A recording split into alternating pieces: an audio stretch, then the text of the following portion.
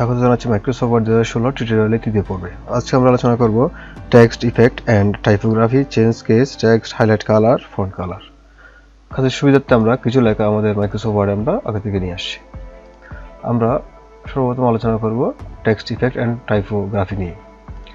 Suppose ধরুন আমি এই লেখাটিকে আমি টেক্সট ইফেক্ট প্রয়োগ করতে চাচ্ছি, তাহলে আমি সেই লেখাটিকে আমি সিলেক্ট করলাম। সিলেক্ট করে আমি টেক্সট ইফেক্ট এবং টাইপোগ্রাফি এখানে ক্লিক করে আমি যে কোনো একটা ইফেক্ট আমি সিলেক্ট করতে পারি।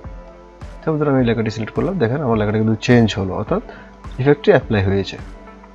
তারপর এখানে রয়েছে হচ্ছে টেক্সট হাইলাইট, অর্থাৎ আমার যে লেখাটি রয়েছে আমি সেই লেখাটি হাইলাইট করতে চাচ্ছি। তখন আমি যেই লেখাটি যতটুকু পর্যন্ত আমি হাইলাইট করতে চাচ্ছি ততটুকু পর্যন্ত সিলেক্ট করে আমি এখানে টেক্সট হাইলাইটে এখানে ক্লিক করে আমি যে কোনো একটা কালার ক্লিক করলাম, দেখেন আমার লেখাটা কিন্তু কী হলো, হাইলাইট হয়ে গেছে।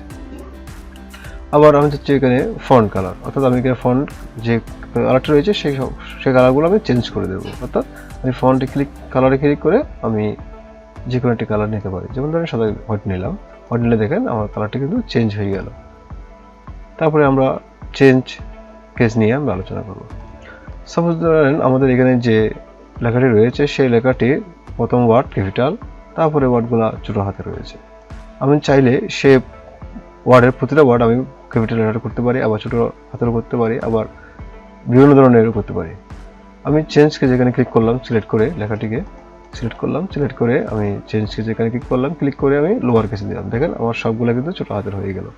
আবার আমি সিলেক্ট থাকা অবস্থায় আমি আবার ক্লিক করলাম, দেখেন সবগুলো কিন্তু ক্যাপিটাল লেটার হয়ে গেল।